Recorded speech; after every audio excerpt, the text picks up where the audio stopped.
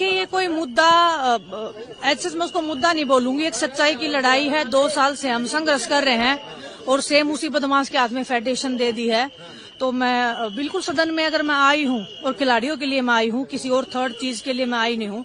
अगर खिलाड़ियों के साथ में गलत हो रहा है तो मैं बाहर भी बोलती हूँ, अंदर भी बोलूंगी और हर जगह पे जहाँ पे भी गलत हो रहा है। राज्य मंत्री से बात कर रहे थे इसी पे, तो उनका कहना था कि ये कोई सदन से जुड़ा हुआ मसला नहीं था जो सदन के। देखिए, नहीं, अगर पूरे प्रदेश में अगर जब प्रदेश का कोई बच्चा मेडल लेके आता है तो वो स्पेशल उस प्रदेश का मुद्दा हो जाता है। जब हरियाणा के बच्चे अगर उसमें स्ट्रगल कर रहे हैं तो डेफिनेटली वो प्रदेश का मुद्दा है और उसको हम टेकअप करेंगे। मतलब इसको हम ऐसे लाइटली नहीं बोल सकते कि ये हमारा मुद्दा नहीं है, हमारा काम ही नहीं है। हम इस प्रदेश के वासी हैं, हम इस देश के वासी हैं और प्रदेश और देश दोनों हमारी जिम्मेदारी है। और मैं आज इस सदन में हूँ तो मेरे को मौका मिला है तो मैं डेफिनेटली मतलब इस चीज के खिलाफ में खड़ी होंगी। सिल्वर मेडल का मुद्दा आपने सदन के अंदर उठाया, लेकिन मुख्यमंत्री को मिला नहीं है, तो क्या उम्मीद है इस पर जवाब? क्योंकि बहुत सारे वादे दिखाए जा रहे थे कि वादे पूरे करते हैं मुख्यमंत्री जी, तो मैंने ये वादा याद दिलाया कि आपने किया था। आप पूरे सदन के सामने जवाब दीजिए, क्या चल रहा है आपके वादे का? आपने संघर्ष किया 2 साल और अब कुश्ती फेडरेशन का भी आपने बात करी, लेकिन आपकी बात को काट दिया गया। टाइम स्पोर्ट्स ऐसा एक सब्जेक्ट है जिसको हमें काफी टाइम चाहिए, काफी लंबा एक इसमें तो मतलब बहस होती है ना, जो वो वाला हमें टॉपिक चाहिए।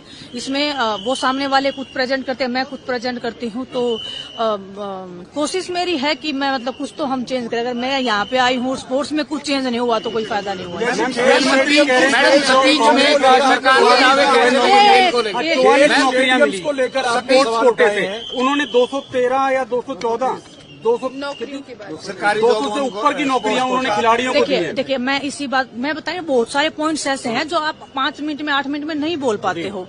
ओलंपिक के जो गोल्ड मेडलिस्ट हैं उनको अभी आप डिप्टी डायरेक्टर बोल रहे हो कि डिप्टी डायरेक्टर का पोस्ट देंगे। जो नेशनल में मेडलिस्ट है उसको भी डिप्टी डायरेक्टर दे रहे हो। तो जो रिस्पेक्ट जो खिलाड़ी डिजर्व करता है, ओलंपिक्स में 20-25 साल, मेरे को 25 साल हो गए, मेरा आज तक वो मेडल हाथ में नहीं आया है।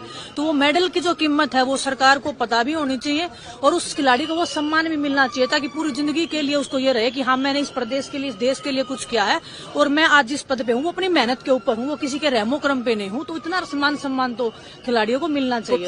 जो पोस्टें उस टाइम मिली थी वो बड़ी पोस्टें थी, आप क्या कहना चाहेंगे कांग्रेस राज? पहले डेफिनेटली वो बड़ी मिलती थी, डीएसपी लगाते थे सीधा बड़ी पोस्ट पे। और अभी साक्षी मलिक का मैंने जिक्र किया था। साक्षी मलिक ने इतना रिक्वेस्ट किया कि उनको यूनिवर्सिटी, आप अगर यूएसए का देखोगे, चाइना का देखोगे, जो बड़े बड़े खिलाड़ी हैं वो यूनिवर्सिटीज में बड़ी पोस्ट पे जाते हैं ताकि वो खेल को, स्पोर्ट्स को मैनेज करें। और वो जो हमारे खिलाड़ी नहीं है, आप एक डिप्टी डायरेक्टर से आप क्या उम्मीद कर सकते हो और क्या उसको आप उचित सम्मान दे रहे हो? क्या एडजस्ट नहीं करना चाहिए? यूनिवर्सिटी में भी तो स्पोर्ट्स कंपल्सरी करना चाहिए ना, उसमें भी खिलाड़ियों को आप जिम्मेदारियां दो, खिलाड़ियों को भी सीखने को मिलेगा।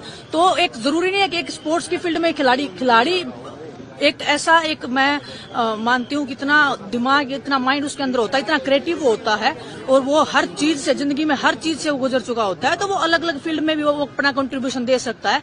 जरूरत है आपको उसके पे विश्वास करने की। बस कैश अवार्ड की बात आई तो उन्होंने कहा कि कांग्रेस टाइम में 38 करोड़ रुपए कैश दिया गया था, जबकि हमारी सरकार ने 592 करोड़ दिया। देखिए, वो आंकड़े मैं वही तो बता रही हूँ ना। खेल मंत्री जी के बाद बोलने के बाद मेरे को मौका मिलता तो मैं डेफिनेटली वो आंकड़े बताती। अभी आंकड़े क्या बोल रहे हैं? सदन में सामने एक बात लिखी हुई थी कि सदन में अगर पैर रखा है, नहीं बोलना और झूठ बोलना दोनों चीजें बराबर हैं।